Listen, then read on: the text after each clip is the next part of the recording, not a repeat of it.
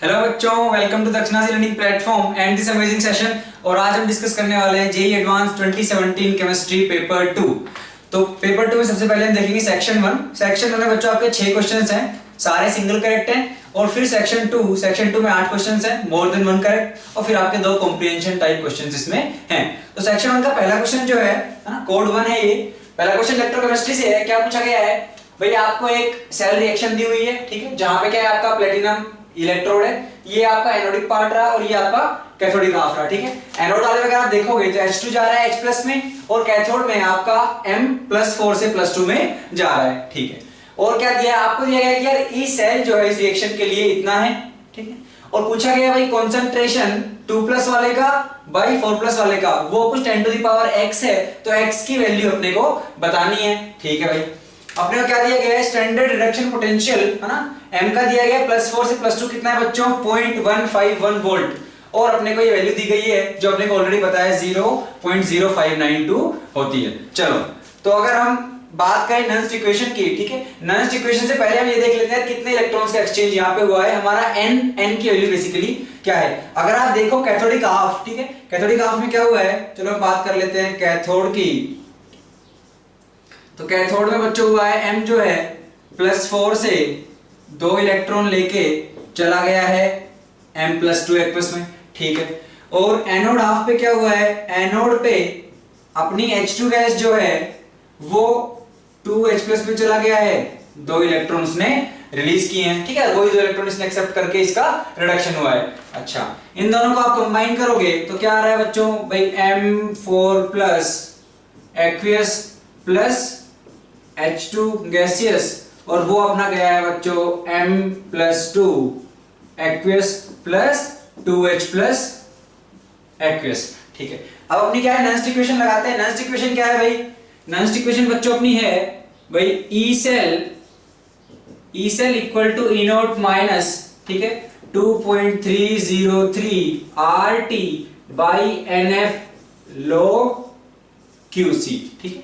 तो ये Q क्या है अपना, अगर अपन बात करें Q, इस रिएक्शन के लिए Q आप कैसे लिखोगे Q का एक्सप्रेशन, तो इस रिएक्शन के लिए Q होगा बच्चों, अगर हम Q की बात करें तो Q आपका हो जाएगा भाई इधर M+2 का कंसंट्रेशन इनटू H+ का कंसंट्रेशन का square divided bye right hand side में क्या है M+4, तो M+4 का कंसंट्रेशन इनटू H2 जो है गैसेस है, तो उसका आएगा बच्चों पार्शियल प्रेशर, ठीक है, तो पार्शियल प्रेशर ऑफ H2, ठीक है। ये एक्सप्रेशन होगा अपना। इन्होंने अपने को क्या दिया है, यहाँ पे आप ध्यान से देखिए, तो H2 जो गैस है उसका दिया हुआ है 1 बार है इसका पार्शियल प्रेशर, और जो H+ है एक्वियस उसका कंसंट्रेशन 1 मोलर दिया हुआ है, तो ये 1 हो गया। तो बेसिकली आपका Q जो बचा है वो क्या बचा है बच्चों, आपका M2+ का कंसंट्रेशन डिवाइडेड बाय M+4 का कंसंट्रेशन, ठीक है, उसको यहाँ पे रिप्लेस कर दीजिए, तो ये आ जाएगा M2+ डिवाइडेड बाय M4+, इन दोनों का कंसंट्रेशन का रेशियो, ठीक है। अच्छा, क्या आपने वो इनोड सेल दिया हुआ है भाई, दिया तो हुआ है, लेकिन इसका दिया हुआ है जो अपना कैथोडिक हाफ है, ठीक है, तो कैथोड का इनोड दिया हुआ है, एनोड पे क्या है ये है, तो अपने को पता है कि यार इनोड सेल क्या होता है बच्चों अपना, अगर आप इनोड सेल की बात करोगे तो inode of reduction of cathode minus inode of reduction of anode. Cathode का अपने को दिया हुआ है कितना 0.151 वोल्ट, माइनस एनोड क्या हो जाएगा बच्चों 0, क्योंकि आपका H2 जा रहा है H+ में, तो उसका हो जाएगा 0, तो आपका आ गया इनोड 0.151। ई सेल दिया हुआ है कितना 0.092, तो 0.092 इक्वल टू 0.151 माइनस ये वैल्यू आपको दी गई है बच्चों, कितनी दी हुई है 0.059, एन हमने निकाल लिया है 2 इंटू log और ये वैल्यू, ठीक है, जो कि इन्होंने 10⁻x बोली है।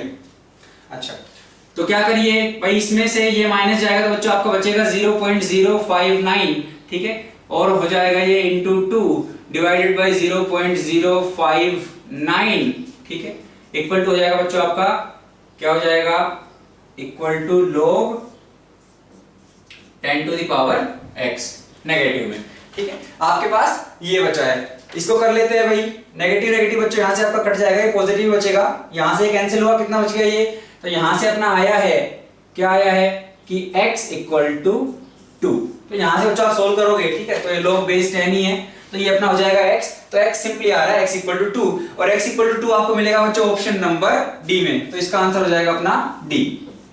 ठीक है, चलते हैं बच्चों अगले क्वेश्चन की तरफ। अगला क्वेश्चन क्या है आपको, भैया आपको दिया हुआ है कि अपने पास KCl है, ठीक है, मेथनॉल है और अपने पास एक सर्फेक्टेंट है, ठीक है, कौन सा है भाई ये CH3 CH211 OSO3 minus Na+, ये सर्फेक्टेंट है। क्या बताना है अपने को कि भाई हम जब इनको पानी में मिलाएंगे तो इनकी कंसंट्रेशन के साथ वाटर की जो सरफेस टेंशन है वो कैसे चेंज होगी, अपने को ये बताना यहाँ पे है। तो अगर हम पहले ये समझे कि वाटर में सरफेस टेंशन क्यों होती है, ठीक है, तो बच्चों वो होती है कि वाटर के जो मॉलिक्यूल्स हैं उनके बीच में जो फोर्सेस हैं, जो अट्रैक्टिव फोर्सेस हैं, जो इंटरमोलिक्यूलर फोर्सेस ऑफ अट्रैक्शन है, उसकी वजह से वाटर में सरफेस टेंशन है।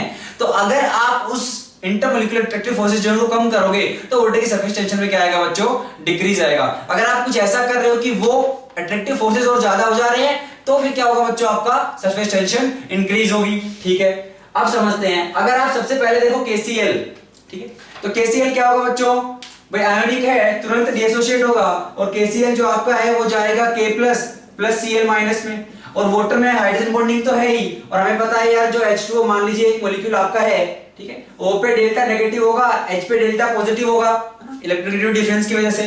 तो क्या होगा, जो आपका K प्लस है, K प्लस जाएगा बच्चों आपके नेगेटिव वाले के पास और Cl माइनस आपका अट्रैक्टेड होगा पॉजिटिव वाले के पास। तो आपके बेसिकली जो इंटरमोलिक्यूलर फोर्सेस हैं वो और बढ़ रहे हैं, और अगर वो और बढ़ रहे हैं तो बच्चों आपकी सरफेस टेंशन कॉन्सेंट्रेशन साथ क्या होगी, अपनी इंक्रीज करेगी। तो इंक्रीज वाला तो अपने को एक ही दिख रहा है यहाँ पे, ये वाला, तो हम कह रहे हैं ये होना चाहिए KCl का। ठीक है, अच्छा अगर हम इसको देखें, इसमें क्या है बच्चों, डिक्रीज कर रही है थोड़ी। ठीक है, अगर हम देखें डिक्रीज किस केस में करेगी, भाई डिक्रीज तो देखें अगर हम, तो भाई जो वीक करेगा इंटरमोलिक्यूलर फोर्सेस ऑफ अट्रैक्शन को। लेकिन ये वाला पार्ट अगर आप देखो सर्फेक्टेंट, तो जब हम बात करें यार जो आपकी सोप डिटर्जेंट वगैरह होते हैं, ठीक है, पानी में मिलाते हैं, हम कपड़े वपड़े धोते हैं, तो आपको जो फ्रोथ बनता है, जो झाग बनता है, वो क्यों बनता है, क्योंकि वो वाटर की सरफेस टेंशन को लोअर कर देता है। सरफेस टेंशन कम हो गई, अब पानी में झाग वगैरह स्टेबल होने लगते हैं। तो किसकी वजह से, इसकी वजह से। तो ये सरफेस टेंशन को बच्चों क्या करता है, ड्रास्टिकली डिक्रीज करेगा। क्यों करेगा, क्योंकि आप देखो यार इसमें जो हाइड्रोफोबिक पार्ट है, ये भाई हाइड्रोफिलिक पार्ट तो बहुत छोटा सा है, लेकिन हाइड्रोफोबिक पार्ट जो इतना बड़ा है वो वाटर के हाइड्रोजन बॉन्डिंग को वीक करेगा, है ना भाई। इतना बड़ा पार्ट चला गया अंदर तो क्या होगा बच्चों, हाइड्रोजन बॉन्डिंग आपकी वीक होने लगेगी। लेकिन अगर आप देखो तो एक कॉन्सेंट्रेशन के बाद ये क्या है, कांस्टेंट टाइप हो गई है, और वो आपका बच्चों क्या है, CMC है, क्रिटिकल मिशेल कॉन्सेंट्रेशन। तो भाई क्या होगा अगर हम समझें इसको, भाई स्टार्टिंग में मान लो आपके पास ये पानी है, ये पानी है, इसके 3 इंस्टेंसेस ले रहे हैं बच्चों।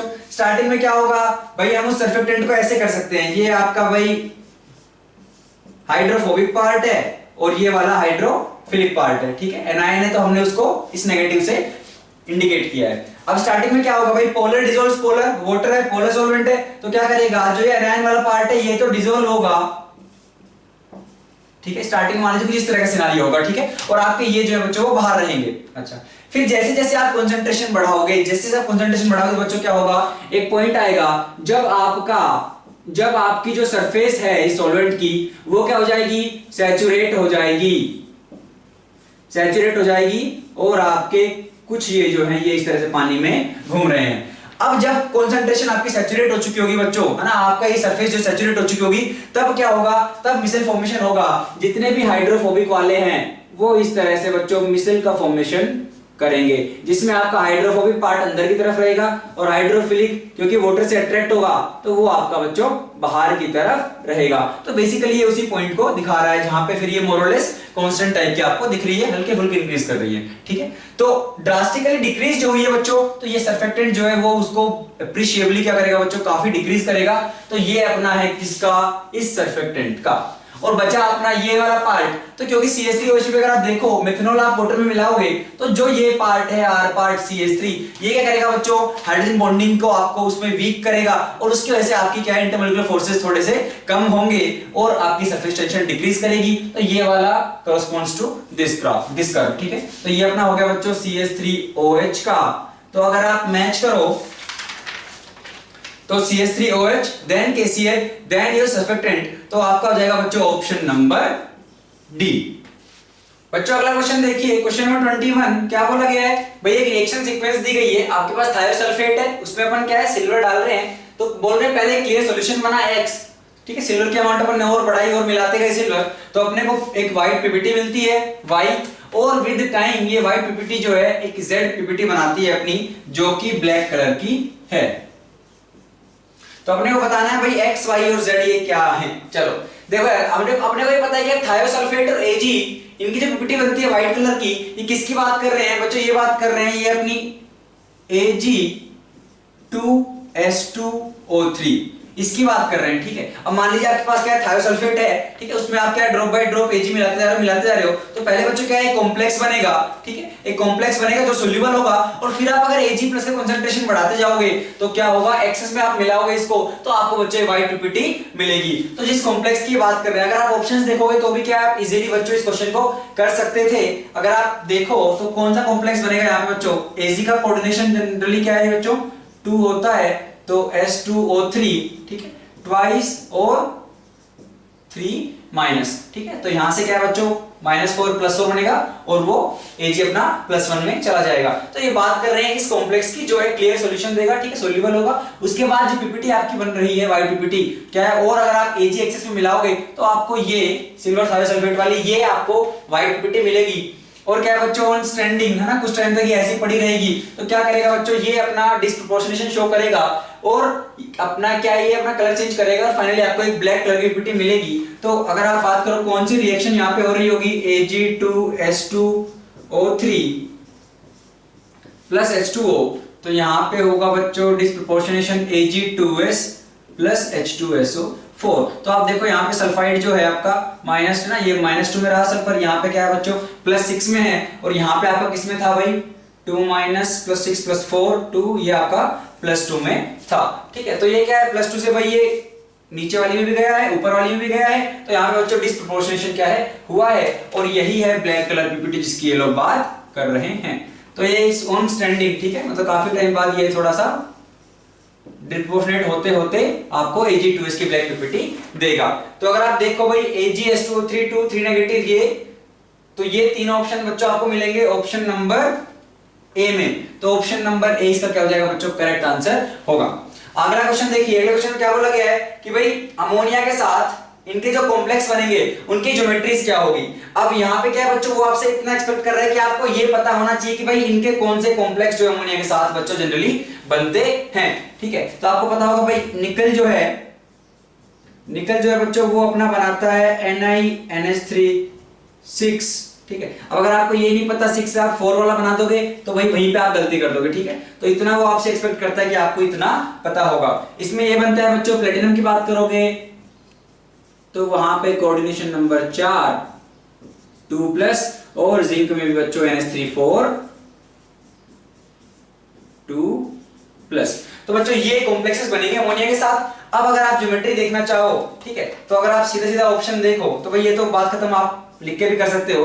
भाई निकल है तो बच्चों 3D8 4s2 2+ करोगे 4s0 बन जाएगा, है ना। अपना क्या है बच्चों, ये स्ट्रॉन्ग फील्ड लिगेंड है ना, लेकिन अगर आप देखो स्ट्रॉन्ग फील्ड लिगेंड है, पेयरिंग कराने में कोई फायदा नहीं हो रहा है। ठीक है, क्योंकि आपका ऑलरेडी 3D8 है, डी का आपको इनर वाला एक ही मिल पाएगा, तो यहाँ पे पेयरिंग नहीं होगी। और पेयरिंग नहीं होगी बच्चों तो क्या हो जाएगा इसका, अगर अपन देखें भाई पहली बात तो अगर 6 है तो ऑक्टाहेड्रल ही है। ठीक है, अगर अपन बात करना चाहें तो क्या होगा बच्चों, ये sp3d2। ठीक है, अच्छा, लेकिन ये अपने से पूछा भी नहीं है, अपने से केवल ये पूछा है, तो ऑक्टाहेड्रल हो गया। यहाँ पे अगर अपन बात करें प्लेटिनम की, तो प्लेटिनम क्या है बच्चों, निकल वाले ग्रुप में आता है। ठीक है, तो इसका क्या हो जाएगा 4d8 और 4s2, और यहाँ पे क्या है बच्चों 2+ करोगे तो बन जाएगा 4s0, और 4d8 है तो क्या होगा बच्चों, यहाँ पे जब हम बात करते हैं ना 4d की 5d की, तो बच्चों वो हमेशा क्या है आपके है ना लो स्पिन कॉम्प्लेक्सेस ही बनाते हैं। ठीक है, क्योंकि उनमें जो CFSE होती है वो काफी लार्ज होती है, तो क्या इसलिए क्या आपकी स्पेयरिंग ही होने में क्या बच्चों कम एनर्जी लगती है, इसलिए वो क्या बनेगा बच्चों, आपका लो स्पिन कॉम्प्लेक्सेस बनेंगे। और आपका ये बनाएगा बच्चों DsP2, और DsP2 का मतलब हो गया बच्चों स्क्वायर प्लेनर। ठीक है, अच्छा, अगला देखिए जिंक वाला है बच्चों। जिंक वाला क्या होगा, जिंक वाला बच्चों D10 होगा, और D10 होगा तो इसके पास ऑप्शन नहीं है, इसको क्या बनना पड़ेगा sp3, और sp3 का मतलब हो गया बच्चों टेट्राहेड्रल। ठीक है, तो कंपैरेटिवली आसान क्वेश्चन था। अगर आपको ये पता है कि भाई ये हेक्सा वाला बनेगा, ये 4 वाला, ये 4 वाला, तो बच्चों आप आसानी से इस क्वेश्चन को कर सकते थे। तो यहाँ पे देखिए क्या होना चाहिए, ऑक्टाहेड्रल, स्क्वायर प्लेनर और फिर टेट्राहेड्रल। तो बच्चों आपको हो जाएगा इसमें ऑप्शन नंबर ए। ठीक है, अगला क्वेश्चन देखिए ऑर्गेनिक केमिस्ट्री से है, एसिडिक स्ट्रेंथ पे पूछा है। ठीक है, चलो तो अगर आप देखो कि भाई कार्बोक्सिलिक की बात हो रही है, ठीक है भाई, यही ज्यादा स्ट्रॉन्ग एसिड है ना, OH को यहाँ पे OH का H+ मत कंसीडर कर लेना, तो यहाँ पे कार्बोक्सिलिक जो H+ देगा उसकी वजह से क्या है बच्चों, इसकी एसिडिक स्ट्रेंथ रहेगी इस कंपाउंड की। अब अगर हम बात करना चाहें कि भाई कौन सबसे स्ट्रॉन्ग होगा, देखिए तो जो ये ऑर्थो पे आ रहा है, पहले तो बात कर लेते हैं कि ऑर्थो पे और पैरा पे जब OH है तो OH का नेचर कैसा है बच्चों। OH जो है आपका +m शो करेगा और -I शो करेगा, और अपने को पता है भाई +m ग्रेटर देन -I, तो बेसिकली इसका डोनेटिंग इंपैक्ट जो है आएगा, डोनेटिंग इफेक्ट क्या है बच्चों, ये शो करेगा। तो अगर ऑर्थो पैरा पे है तो ये एनायन को अनस्टेबल करेगा, इतना अपने समझ में आ गया, क्योंकि वो रिंग पे क्या बच्चों इलेक्ट्रॉन डेंसिटी और बढ़ाएगा, और H+ लूज करने के बाद आपका जो एनायन बनेगा CO- वो क्या है बच्चों और अनस्टेबल बनता जाएगा। ठीक है, और जितना अनस्टेबल अगर आपका एनायन बनेगा, उसका कंजुगेट बेस जितना अनस्टेबल होगा बच्चों, एसिड आपका उतना ही वीक क्या है होगा। भाई जितना स्टेबल कंजुगेट बेस उतना स्ट्रॉन्ग बच्चों अपना एसिड होगा। अच्छा, इससे अगर हम सॉल्व करना चाहें तो हम कहेंगे यार यहाँ पे क्या है बच्चों, पैरा पोजीशन पे OH है, यहाँ पे क्या है मेटा पोजीशन पे है, तो मेटा पे M तो शो नहीं कर पाएगा, तो केवल क्या है बच्चों इंडक्टिव शो करेगा। इंडक्टिव शो करेगा मतलब भाई, और ये +m शो करेगा बच्चों ग्रेटर देन -I, तो ये अनस्टेबल बना रहा है, ये स्टेबल बना रहा है, मतलब ये वाला इससे ज्यादा होना चाहिए। सही बात है। यहाँ पे फिर अगर आप सेम लॉजिक लगाओगे तो आप कहोगे भाई ऑर्थो पे OH है और पैरा वाला ये +m शो करेगा ना, लेकिन बच्चों अगर आप ये कर दोगे तो आप गलती कर चुके हो। क्यों? क्योंकि आप एक इफेक्ट भूल गए हो, SIR। तो ऑर्थो इफेक्ट जो अपने को देखने को मिलता है बच्चों कार्बोक्सिलिक के केस में, तो उसमें क्या होता है बच्चों, एक स्टेटमेंट हम बोलते हैं कि भाई आपके ऑर्थो वाले जो हैं, ortho substituted carboxylic acids are more acidic than your meta और पैरा सब्स्टिट्यूटेड कार्बोक्सिलिक एसिड्स। ठीक, तो क्यों होता है बच्चों ऐसा कि भाई आपका ऑर्थो पे है, तो अगर आप देखो तो भाई ये ग्रुप और ये OH ग्रुप है, हालांकि OH उतना बड़ा ग्रुप नहीं है कि रिपल्शन उतना खतरनाक हो, लेकिन कुछ ना कुछ तो होगा। उसकी वजह से क्या होगा बच्चों, जो आपका C=OH है वो बेंजीन वाले प्लेन में ना होके वो थोड़ा सा ऐसे मुड़ जाएगा, जिसकी वजह से क्या होगा बच्चों, बेंजीन का जो +m है या इन ग्रुप का जो +m बेंजीन पे आ रहा था वो क्या हो जाएगा बच्चों, कम हो जाएगा, वो सिग्निफिकेंटली क्या है बच्चों गिर जाएगा, और उसकी वजह से क्या है बच्चों वो थोड़ा स्टेबल बन जाएगा। और दूसरी बात और अगर आप देखो तो ये क्या है बच्चों, जैसे ही H+ ये देगा तो यहाँ पे आपका माइनस आएगा, ये माइनस आया और ये H+, तो बच्चों हाइड्रोजन बॉन्डिंग क्या है बच्चों आपकी काफी अच्छी यहाँ पे हो रही होगी, और एनायन को स्टेबल कौन कर रहा है, OH। तो OH ऑर्थो पोजीशन पे कार्बोक्सिलिक के केस में उसको क्या है बच्चों और स्टेबल बना रहा है। पहली बात तो जो +m लगना चाहिए था उतना लग नहीं रहा है, क्यों? क्योंकि आपका प्लेन थोड़ा चेंज यहाँ पे हो जाएगा। हम ये नहीं कह रहे हैं कि भाई बिल्कुल ही +m नहीं जाएगा वहां पे, नहीं। अगर आपका कोई बहुत बल्की ग्रुप होता, मान लो टर्ट ब्यूटाइल होता है, उस टाइप का कुछ होता, ठीक है, आइसोप्रोपाइल टाइप का कोई बल्कि ग्रुप होता, तो हम कहते हैं हाँ भाई बिल्कुल ही प्लेन जो है आपका इस टाइप से ऐसे था, तो C=OH ऐसे हो जाएगा। लेकिन बच्चों वो फुल्ली नहीं होगा, क्योंकि उतना स्ट्रॉन्ग रिपल्शन बच्चों ये शो नहीं करेगा, तो थोड़ा बहुत भी होगा तो आपका +m तो रिड्यूस होगा, जो उस पर जाना था इतना +m उसको नहीं मिलेगा इस बार, तो उसकी स्टेबिलिटी बढ़ेगी, प्लस जो OH की वजह से जो हाइड्रोजन बॉन्डिंग होगी उतना ही अच्छा होगा बच्चों। तो हाइड्रोजन बॉन्डिंग भी यहाँ पे फैक्टर होगा इसकी एसिडिक स्ट्रेंथ बढ़ाने में। और सीधी सी बात है, अगर 2H+ 2 OH हुए तो बच्चों क्या होगा आपका, भाई यहाँ पे तो O- जो कंजुगेशन में होगा, ठीक है, यहाँ पे O- कंजुगेशन में होगा, तो हाइड्रोजन बॉन्डिंग आपकी जो है और अच्छी हो जाएगी, तो बच्चों आपकी एसिडिक स्ट्रेंथ और बढ़ जाएगी। तो सबसे अच्छा एसिड ये, फिर ये और लास्ट में आपका पैरा पोजीशन पे OH वाला। और अगर आप ये ऑप्शन देखोगे स्ट्रेट फॉरवर्ड, तो आपको मिल रहा है बच्चों ऑप्शन नंबर अगेन A। ठीक है, चलो चलते हैं बच्चों क्वेश्चन नंबर 24 की तरफ। ठीक है, क्या दिया गया है भाई, आपके पास ये एक सबस्ट्रेट है, क्या बोला गया है कि भाई पहले HCH जो एक्सेस में है, NaOH हीट, उसके बाद फिर हमने क्या किया, एक्सेस में बच्चों याद रखना ये वाली, उसके बाद अपन ने HCHO और कैटालिटिक अमाउंट में बच्चों अपन ने क्या है वहां पे H+ रखा है। पूछा भाई क्या बनेगा, भाई अगर हम देखें तो भाई कार्बोनिल कंपाउंड आपके पास एक है, इधर भी कार्बोनिल कंपाउंड है, और आपका बेस हीट, तो आपको इतना देखते समझ में आना चाहिए यार एल्डोल या कैनिजारो टाइप का बच्चों यहाँ पे कुछ होने वाला है। और अगर आप देखो HCHO में तो आपके पास बच्चों कोई भी अल्फा हाइड्रोजन नहीं है, क्या आपके पास इस कार्बोनिल के पास अल्फा हाइड्रोजन है, भाई बिल्कुल है। अगर आप ध्यान से देखो ना, इधर तो नहीं है, लेकिन इधर पे क्या है बच्चों आपके पास एक H है, तो क्या करेगा भाई, वो बेस जो है OH- इस H+ को निकालेगा, यहाँ पे माइनस आएगा, यहाँ पे जैसे ही माइनस आएगा वो HCHO पे बच्चों अटैक करेगा, तो आपका HCHO ये यहाँ पे अटैक करेगा, ये इलेक्ट्रॉन इसके ऊपर शिफ्ट हो जाएंगे। ठीक है, तो यहां से आपका क्या बनेगा बच्चों, यहां से हमारा जो बनेगा, तो हम कह रहे हैं भाई पहले वाले में एल्डोल टाइप का हो रहा है, तो एल्डोल बनेगा तो क्या होगा, ये आपकी बेंजीन, यहाँ पे C डबल बॉन्ड O, और इस पे आया नेगेटिव, उस नेगेटिव ने कार्बन पे अटैक मारा, यहाँ पे O माइनस बना H।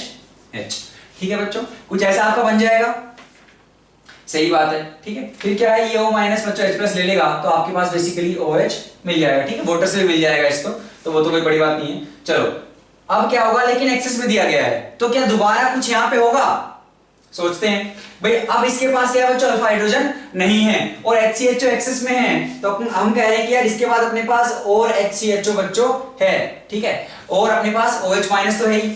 अब एल्डोल नहीं हो सकती, लेकिन कैनिजारो तो हो सकती है भाई। जब अल्फा हाइड्रोजन नहीं होते, आपके पास कार्बोनिल ग्रुप हैं, ठीक है, तो बच्चों यहाँ पे क्रॉस कैनिजारो बिल्कुल हो सकती है। और HCHO, अपने को पता है अगर HCHO को दूसरा कार्बोनिल है, तो यहाँ पे इतनी ज्यादा हिंड्रेंस है, तो सबसे पहले OH माइनस इस पे अटैक करेगा, बच्चों, तो इसका होगा ऑक्सीडेशन और इसका होगा रिडक्शन। ठीक है, यहाँ से हाइड्राइड जब निकलेगा, तो आई होप आपको इतना याद होगा बच्चों, तो ये ऑक्सीडाइज हो जाएगा और यहाँ से हाइड्राइड निकल के अटैक करेगा बच्चों इस कार्बोनिल पे, तो बेसिकली यहाँ पे लग जाएगा हाइड्राइड का H और यहाँ पे अगेन आएगा आपका माइनस, वो अगेन H प्लस ले लेगा तो बन जाएगा OH। तो बच्चों पहले हुआ था एल्डोल, यहां पे आपका हो गया है क्रॉस कैनिजारो। अच्छा, फिर देखते हैं सेकंड स्टेप। ठीक है, तो आपके पास कुछ इस तरह का बच्चों बन गया है। अब देखिए क्या है, दोबारा आपके पास अगेन आपके पास फॉर्मल्डिहाइड और H प्लस आपके पास है। अब अगर आपको याद हो, अब आपके पास क्या है बच्चों, HCHO। ठीक है, और अपने पास है H प्लस। ठीक है, तो यहाँ पे एक कार्बोनिल ग्रुप है और अपने पास क्या है, जैसे हम आपको अगर याद हो तो पॉलीमर में बच्चों क्या करते हैं हम, आपके पास टर्टलिक एसिड रहता है, ठीक है, और इथिलीन ग्लाइकोल रहता है, और अपन क्या करवाते हैं बच्चों को, कंडेंसेशन करवाते जाते हैं। ठीक है, तो कुछ उसी टाइप का अगर आपको याद हो, कार्बोनिल है ना, और ये ग्रुप है, तो बच्चों यहाँ पे आपका एसिटल जो है बिल्कुल बन सकता है। तो H प्लस जो है भाई, यहाँ पे इलेक्ट्रॉन डेंसिटी है इस O पे, तो H प्लस यहाँ जाएगा, ये इलेक्ट्रॉन इधर शिफ्ट होंगे, तो इस पे बच्चों प्लस चार्ज आएगा, इस पे प्लस आएगा, तो ये O जो है बच्चों यहाँ पे अटैक कर देगा। ठीक है, तो बेसिकली क्या होगा यहाँ पे, अगर हम बनाना चाहें तो क्या बनेगा बच्चों, ये आपकी बेंजीन थी। ठीक है, यहाँ पे एक OH, यहाँ पे कुछ इस टाइप का, यहाँ पे C, और O ने अटैक मारा C पे। ठीक है, यहाँ पे OH बन गया। ठीक है बच्चों, और यहाँ पे H और H, कुछ ऐसा बन चुका है। अब क्या होगा, अगेन H प्लस आपके पास है, दोबारा ये OH प्रोटोनेट होगा, वाटर एक अच्छा लिविंग ग्रुप बनेगा, वो निकलेगा, इस पे दोबारा प्लस आएगा, इस बार ये O अटैक मार देगा, तो आपके पास 1 2 3 4 5 6, और यहाँ पे इस C के साथ O अटैच्ड होंगे बच्चों, तो आपके पास एक एसिटल बन चुका है, C पे OR, तो एक एसिटल लिंकेज बनेगा, 6 मेंबर्ड रिंग आपके पास बच्चों यहाँ पे आ जाएगी। और अगर आप देखो तो ऑप्शन नंबर ए आपका यही है, तो इसका आंसर भी क्या होगा, ऑप्शन नंबर ए। ठीक है बच्चों, अगर आप बाकी ऑप्शंस देखोगे ना, तो आप पाओगे कि यार वो होना पॉसिबल नहीं है। जैसे अगर आप देखो ऑप्शन डी में क्या करवा रहे हैं, ये आपकी जो बेंजीन रिंग है उस पे इलेक्ट्रोफिलिक सब्स्टिट्यूशन बच्चों करवा रहे हैं। ठीक है, अब ये रिंग तो ऑलरेडी बच्चों डीएक्टिवेटेड है भाई, ये कार्बोनिल ग्रुप जो है ये इस रिंग को और डीएक्टिवेट कर रहा है, तो डीएक्टिवेटेड रिंग पे बच्चों क्या है आपका, है ना, इलेक्ट्रोफिलिक एरोमेटिक सब्स्टिट्यूशन होना पॉसिबल नहीं है। तो ऑप्शन डी तो आप ऐसे नेग्लेक्ट कर सकते थे, है ना। ऑप्शन सी और बी भी हम क्या है कह सकते हैं, क्यों कह सकते हैं, क्योंकि अगर आप देखो तो उन दोनों में क्या है बच्चों, आपके पास हेमी एसिटल है प्रोडक्ट में, और बच्चों हेमी एसिटल क्या है अपना, वो स्टेबल नहीं होगा। आपके पास एसिडिक मीडियम भी था, तो हेमी एसिटल बच्चों क्या है आपका स्टेबल नहीं होगा। तो आप इस तरीके से भी क्या है बी और सी को वहां पे नजरअंदाज कर सकते थे, और हमारा सही ऑप्शन जो है ये ऑप्शन ही होगा। तो यहाँ पे बच्चों हमारा सेक्शन 1 खत्म होता है। अब हम चलते हैं सेक्शन 2 की तरफ, जहां पे क्या है 1 और मोर देन 1 करेक्ट टाइप के क्वेश्चन आपसे पूछे गए हैं। बच्चों आगे बढ़ते हैं, सेक्शन 2 का पहला क्वेश्चन देखिए, एमओटी से है ना, काफी आसान सवाल है बच्चों। क्या पूछा गया है, पहला ऑप्शन है भाई C2 डायमैग्नेटिक है, तो भाई सबसे पहले तो हम लिख लेते हैं जिसकी हमें जरूरत पड़ेगी। तो भाई पहले less than equal to 14 electron वालों के लिए लिखते हैं sigma 1s, sigma anti bonding 1s, sigma 2s, sigma anti bonding 2s, pi 2px और आपका pi 2p y, sigma 2pz, pi anti ना बच्चों 14 तक है, तो यहां तक अपना काम चल जाएगा। ठीक है, अब ग्रेटर देन 14 वालों के लिए लिख लेते हैं sigma 1s, sigma anti bonding 1s, sigma 2s, sigma anti bonding 2s, sigma 2pz, pi 2px, pi 2py, pi anti bonding two p x, pi anti bonding two p y, और फिर बच्चों आपका आ जाएगा sigma anti bonding two p z. ठीक है, चलिए अब पहला ऑप्शन देखिए बच्चों, C22 माइनस डायमैग्नेटिक। भाई कितने इलेक्ट्रॉन है C22 माइनस में बच्चों? 14। 14 है मतलब क्या हो जाएगा आपका? भाई bonding anti bonding, bonding anti bonding, 8 यहां तक गए, सारे कैंसिल हो गए। अब आएंगे बॉन्डिंग वाले 3 अपने, ठीक है, 2 पाई 1 सिग्मा, तो अपने जो 6 बचे हैं बच्चों वो 6 आपके यहाँ पे आ जाएंगे भाई। 1 2 3 4 और बच्चों 5 6, तो आपके 6 बॉन्डिंग में है, तो बॉन्डेड हो जाएगा 6/2 = 3। पूछा क्या है? डायमैग्नेटिक। बिल्कुल सारे के सारे बच्चों आपके क्या है? पेयर्ड हैं, तो ये डायमैग्नेटिक बिल्कुल है। तो पहला क्या है आपका? सही है। अगला देखते हैं, O2 2+ की बॉन्ड लेंथ जो है ज्यादा है O2 से, तो भाई O2 में कितने हैं? 16। O2 2+ में कितने हैं? 14। 14 की बात करोगे तो 14 वाला तो हमने अभी देखा है, बॉन्ड ऑर्डर कितना आया था बच्चों? 3। तो मैं कह रहा हूं जो O2 2+ है उसका बॉन्ड ऑर्डर आया 3, और जो O2 है बच्चों उसमें है 16 है, तो भाई आपके 8 यहां तक हुए है ना, 10 14, तो आपके 6 गए बच्चों बॉन्डिंग में, और आपके 16 है 14, तो 15 16, 2 गए एंटी बॉन्डिंग में, तो bonding minus anti bonding by 2, bond order बच्चों आपका आया 2, और O2 का बॉन्ड ऑर्डर कितना है? 2। अपने को पहले से पता था, ये करने की जरूरत भी नहीं थी। तो हम कह रहे हैं यार बॉन्ड ऑर्डर किसका ज्यादा है बच्चों? O2 2+ का, तो बॉन्ड लेंथ उसकी क्या होगी? छोटी। तो क्या O2 2+ की बॉन्ड लेंथ ज्यादा होगी? नहीं। ठीक है, N2+ का बॉन्ड ऑर्डर किससे बराबर है? N2 minus. भाई N2+ की बात आप करोगे तो 14 में से एक गए बच्चों 13 इलेक्ट्रॉन्स, और N2 माइनस की बात करोगे 15 इलेक्ट्रॉन्स। तो आप 13 की बात करोगे बच्चों, इसमें पूरे में 14 आए थे, एक कम कर दो तो 5 इलेक्ट्रॉन रहेंगे आपके, तो बॉन्ड ऑर्डर हो जाएगा 5/2 2.5। ठीक है, और जब आप बात करोगे 15 की, तो भाई 14 यहां तक, और आपका एक आएगा इस एंटी बॉन्डिंग में, तो बच्चों क्या हो जाएगा आपका? एक एंटी बॉन्डिंग में गया तो यहां पे हो जाएगा 6 - 1/2, और ये भी आएगा 2.5। तो हाँ, अगर आप बॉन्ड ऑर्डर की बात करो तो बिल्कुल बच्चों इनका बॉन्ड ऑर्डर क्या है? बराबर होगा, है ना। बॉन्ड ऑर्डर बराबर है तो बॉन्ड लेंथ भी बराबर होगी, तो क्या है? आप कह सकते हो कि भाई जो सी ऑप्शन है बच्चों वो आपका करेक्ट ऑप्शन है। फोर्थ ऑप्शन देखिए, He2+ has same energy as 2 isolated बच्चों हीलियम एटम्स। तो अगर आप इसकी बात करोगे तो देखिए भाई कैसा होगा। यहाँ पे अगर आप बात करो बच्चों, नंबर ऑफ इलेक्ट्रॉन्स कितने होंगे आपके पास? 3 होंगे। ठीक है, और 3 होंगे तो आप कहोगे यार 2 इसमें गए, एक एंटी बॉन्डिंग में गया बच्चों आपका। ठीक है, तो बॉन्ड ऑर्डर कुछ ना कुछ यहाँ पे आएगा मेरा 2 - 1/2, मेरा हाफ का बॉन्ड ऑर्डर आ रहा है। ठीक है, और यहाँ पे आइसोलेटेड है, यहाँ पे कोई ऐसा है नहीं, तो कुछ ना कुछ तो आ रहा है, तो थोड़ी बहुत बॉन्डिंग तो वहां पे बच्चों है। तो He2+ क्या है बच्चों आपका इन आइसोलेटेड से ज्यादा स्टेबल है, तो हम कह रहे हैं कि नियर इनकी एनर्जी जो है, एनर्जी बच्चों आपकी इनकी सेम बिल्कुल भी नहीं होगी। तो ऑप्शन नंबर डी बच्चों गलत है। तो आपके करेक्ट ऑप्शन कौन कौन से हो गए इस क्वेश्चन के? Option A and option C.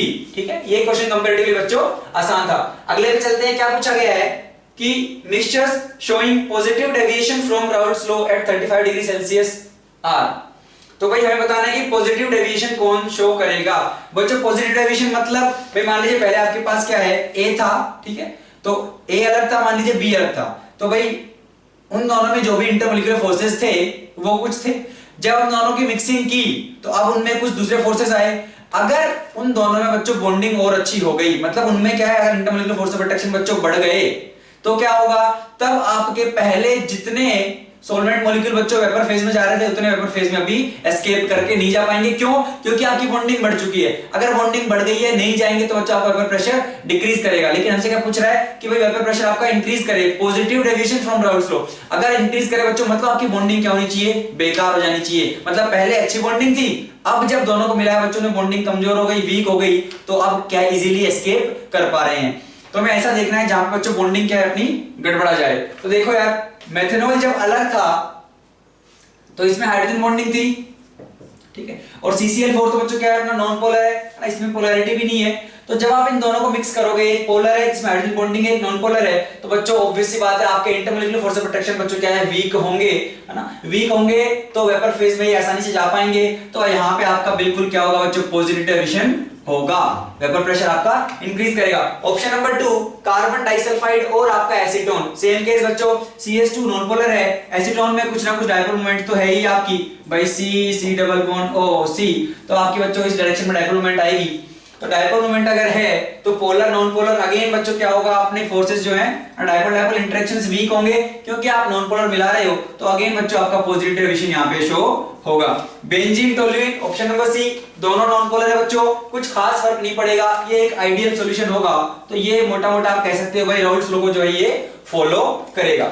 Option number D देखिए, एक फिनोल है एक एनिलीन है बच्चों, तो फिनोल एनिलीन जो आप मिलाओगे इनमें क्या है बच्चों, आपकी जो एक्सटेंट ऑफ हाइड्रोजन बॉन्डिंग होगी जो बढ़ जाएगी, तो हाइड्रोजन बॉन्डिंग यहाँ पे होने लगेगी और हाइड्रोजन बॉन्डिंग होगी, फोर्सेस स्ट्रॉन्ग हो रहे हैं, तो बच्चों ये आपका नेगेटिव डेविएशन शो करेगा ना कि पॉजिटिव डेविएशन। तो आपके जो करेक्ट ऑप्शंस हैं पॉजिटिव वाले ए एंड बी, तो इसका आंसर क्या है बच्चों, option A and option B. चलते हैं बच्चों अगले क्वेश्चन की तरफ। आपको बोला गया आपके पास क्या है, सॉलिड स्टेट से क्वेश्चन कि सीसीपी अरेंजमेंट है क्यूबिक क्लोज्ड पैकिंग, ठीक है, और उसके रिलेटेड आपको 4 क्वेश्चन बच्चों क्या है पूछे गए हैं। अगर आपको याद हो सीसीपी कैसे बनता है, तो बच्चों जो आपका एचसीपी और सीसीपी है उनमें इतना सा फर्क होता है भाई, दोनों में कोऑर्डिनेशन नंबर आपका 12 होता है नॉर्मल, ठीक है। तो हम कहते हैं एचसीपी क्या है भाई, आपका मान लीजिए ये 1 है ना, उसके अराउंड क्या बच्चों आपके 6 हैं, ठीक है, और उसके ऊपर 3 नीचे 3, तो बेसिकली एक लेयर होगी आपकी ये वाली, मान लीजिए ए टाइप की लेयर है, इसके ऊपर क्या है आपने वॉइड्स को कवर करने की कोशिश की तो आपके ऊपर बी लेयर आई। फिर इसके बाद जब आप थर्ड लेयर में जाओगे तो आपके पास बच्चों 2 ऑप्शन रहेंगे कि आप टेट्राहेड्रल वॉइड्स को कवर करना चाह रहे हो या ऑक्टाहेड्रल वॉइड्स को, ठीक है। अब उन दोनों ऑप्शंस के बेसिस पे बच्चों क्या है आपकी 2 बनती है यहाँ पे, एक एचसीपी बनता है, एक अपना क्या बनता है बच्चों सीसीपी बनता है। तो सीसीपी जो है वो आपका एबीसी टाइप का अरेंजमेंट है और आपका एचसीपी जो है बच्चों वो आपका एबी टाइप का अरेंजमेंट है, ठीक है। सीसीपी को क्या है बच्चों आप एचसीपी से भी समझ सकते हो, तो सीसीपी क्या है आपका एचसीपी है, बस ये एक लैटिस है, ये क्या है बच्चों आपका एक क्रिस्टल है, ठीक है। तो एचसीपी लैटिस जो है उसी को आप सीसीपी समझ लीजिए। तो एचसीपी में आपको पता है भाई कौन एटम कहां पे होता है, आपके 8 होंगे बच्चों कॉर्नर्स पे, फिर आपके क्या है बच्चों फेस सेंटर्स पे होंगे 6, ठीक है। तो फेस सेंटर्स पे जो 6 हैं उनका कोऑर्डिनेशन है ना भाई, कोऑर्डिनेशन नहीं बच्चों उनका, जैसे भाई जो आपके 8 हैं हम कह रहे हैं 8 आपके कॉर्नर्स पे हैं, तो 8 जो कॉर्नर्स पे हैं उनका पार्टिसिपेशन 1/8, तो 1/8 into 8 एक एटम यहां से आ गया, और आपके जो फेस सेंटर्स पे हैं उनका पार्टिसिपेशन हाफ, और 6 फेस है बच्चों 3 यहां से, टोटल आपके 4 होंगे एक यूनिट सेल में, ठीक है। तो अगर हम पैकिंग एफिशिएंसी निकालें तो हमने कहा यार 4 होंगे यूनिट सेल में, तो और एक का वॉल्यूम बच्चों 4/3 पाई आर क्यूब। और अगर आप बात करो भाई एज लेंथ और रेडियस में रिलेशन, तो अपने को पता है बच्चों आपकी जो एफसीसी है उसमें टच करते हैं बच्चों, है ना, जो फेस का जो डायगोनल है उसके अलोंग। तो हम कह रहे हैं भाई फेस का डायगोनल अगर आप ऐसा मानते हो तो हम कह रहे हैं इसके अलोंग टच करेंगे, ठीक है, इस टाइप से बीच में होगा और इस टाइप से बच्चों। तो यहाँ पे 4r हो चुका है,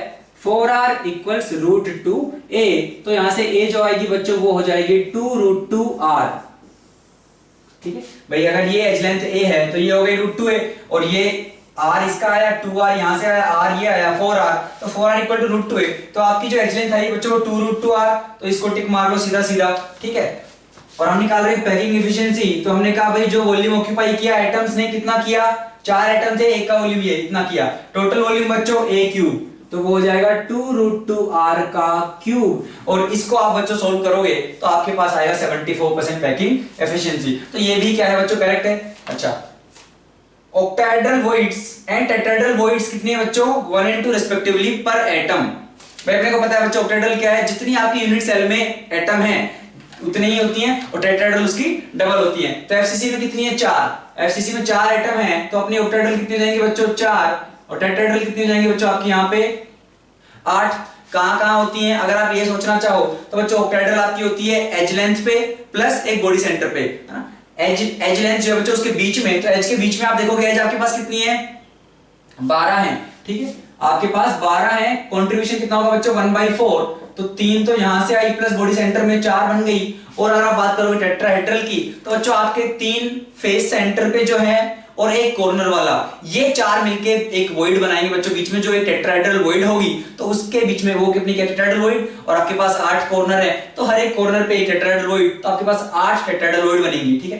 तो 4 एटम के साथ 4 ऑक्टाहेड्रल और 8 टेट्राहेड्रल आई हैं, तो एक के एस्पेक्ट में बात करोगे तो 1 और 2, तो वही बोला है भाई ऑक्टाहेड्रल 1 टेट्राहेड्रल 2 पर एटम, ये वाला ऑप्शन भी सही है। अब एक ऑप्शन बचता है जहां पे क्या है आपसे गलती हो गई होगी, है ना, ये तो स्ट्रेट फॉरवर्ड है, आपको कराए जाते हैं नोट्स में, आपने कर लिया होगा। अगर आप बात करो बच्चों टॉप मोस्ट लेयर का कोऑर्डिनेशन नंबर 12, देखो अगर बीच में कोई होगी ना उसका 12 होगा। क्यों भाई, कोई भी एक एटम है तो उस वाली लेयर में उसको 6 टच कर रहे होंगे और ऊपर 3 जो वोइड भरने आए होंगे उसके ऊपर 3 होंगे और उसके नीचे 3 होंगे, तो भाई 6 और 6 12 हो गए। लेकिन बच्चों जो सबसे टॉप पे लेयर होगी अगर आप उसकी बात करोगे तो यार एक तो उसी के प्लेन में 6 और उसके नीचे वाले लेयर में बच्चों 3, उसके ऊपर तो कुछ है ही नहीं। तो यहाँ पे आपका कोऑर्डिनेशन नंबर जो आएगा वो 12 नहीं होगा बच्चों, कितना होगा 9। ठीक है, तो ये पार्ट थोड़ा सा ट्रिकी था। तो ए ऑप्शन बच्चों यहाँ पे क्या गलत है, तो इसके जो करेक्ट ऑप्शंस हैं वो हैं बच्चों बी, सी एंड डी। बच्चों नेक्स्ट क्वेश्चन देखिए, क्वेश्चन नंबर 28 क्या बोला गया है भाई, extraction of copper from copper pyrite. तो अपने पास CuFeS2 है और अपन वहां से क्या बच्चों कॉपर का एक्सट्रैक्शन करने की कोशिश कर रहे हैं। ठीक है भाई, क्या क्या बोला गया है, पहला देखिए स्टेटमेंट 1, क्रशिंग करते हैं अपन फॉलोड बाय फ्लोथ रोटेशन। सही बात है, क्या तो बच्चों आप कंसंट्रेशन ऑफ ओर करते हो अपन उसको क्रश करते हैं और उसके बाद क्योंकि इसमें बच्चों क्या है सल्फर है अपना ना, सल्फाइड का है अपना ये, तो क्या है बच्चों अपन इसमें सल्फाइड ओर है तो फ्लोथ रोटेशन बिल्कुल अपन करेंगे। तो ये वाला ऑप्शन क्या है, सही है। ठीक है, अच्छा नेक्स्ट देखिए, removal of iron as slag. तो बच्चों अगर आप बात करो, जब आप पहले भाई क्या करते हो फ्लोथ रोटेशन करके आपने और का कंसंट्रेशन किया, उसके बाद बच्चों आप इसकी पार्शियल रोस्टिंग करते हो ना, फिर क्या है स्मेल्टिंग, फिर आप मान लो बेस्मराइजेशन करते हो और फाइनली रिफाइनिंग करते हो। तो जब आप रोस्टिंग करते हो तो क्या होता है भाई CuFeS2, तो बच्चों O2 है ना, अपन पार्शियल रोस्टिंग करते हैं बच्चों इसकी, तो इसको हीट करते हैं एयर की प्रेजेंस में ताकि अपनी क्या है बच्चों जो वोलेटाइल इंप्योरिटीज वगैरह है वो उड़ जाए और अपना सल्फर जो है बच्चों ये इसका ऑक्साइड बन जाए और ये भी यहां से निकल ले, है ना। अपन यहां पे बच्चों लेकिन लिमिटेड रखते हैं ऑक्सीजन की सप्लाई। ठीक है, तो अपन कह रहे हैं यहां पे क्या बनता है अपना Cu2S प्लस FeS प्लस बच्चों यहाँ पे SO2। ठीक है, लेकिन क्या है आयरन की भी जो अच्छी खासी रिएक्टिविटी है तो वो भी क्या ऑक्सीजन के साथ रिएक्ट कर लेता है, तो बेसिकली आपको यहाँ पे FeO मिलता है। ठीक है, और बेसिकली अगर मान लीजिए आपका यहाँ पे अब अगर आपका कॉपर शांत तो बैठेगा नहीं, कॉपर अगर रिएक्ट कर भी लेता है थोड़ा मोड़ा तो क्या होता है बच्चों वो बनाता है Cu2S, ठीक है, प्लस आपका SO2। लेकिन जो बाद में आयरन होगा उसकी रिएक्टिविटी ज्यादा है तो वो क्या करेगा, जो FeS बचा होगा बच्चों वो ये रिएक्ट करके Cu2O बनाएगा, तो जो Cu2O ये बनाएगा ये उससे बच्चों वापस ऑक्सीजन ले लेगा और इसको बना देगा Cu2S और खुद बना लेगा FeO। तो बच्चों जो आपकी बेसिमराइजेशन प्रोसेस होती है, ठीक है, उसमें अपन क्या करते हैं, जो आपका यही FeO है तो बेसिमल कन्वर्टर के अंदर अपन क्या है SiO2 की एक लेयर लगा के रखते हैं। तो जो भी FeO आपका प्रोड्यूस हो रहा है, जो भी FeO बच्चा आपका प्रोड्यूस होता है, ठीक है, तो उसको क्या है अपन FeO की SiO2 के साथ रिएक्शन करवाते हैं और अपन बना लेते हैं FeSiO3 और स्लैग बना के बच्चों इसको क्या है बिल्कुल ये स्लैग है अपना, इसको अपन निकाल देते हैं। तो FeO को अपन इस तरह से बाहर निकालते हैं। तो ये वाला बच्चों आपका सही है, रिमूवल ऑफ आयरन क्या बच्चों अपन स्लैग बना के करते हैं, ये वाली बात भी सही है। अब बात कर रहे हैं वेस्पराइजेशन में क्या है, सेल्फ रिडक्शन अपना क्या है बच्चों कॉपर का होता है और जो कॉपर बनता है बच्चों वो ब्लिस्टर कॉपर होता है। बेसिकली अगर आप उसकी सरफेस अपीयरेंस देखोगे तो वो कुछ इस टाइप का रहता है। ठीक है, तो ऐसा क्यों बनता है, वो SO2 का इवोल्यूशन की वजह से बनता है ऐसा बोल रहे हैं।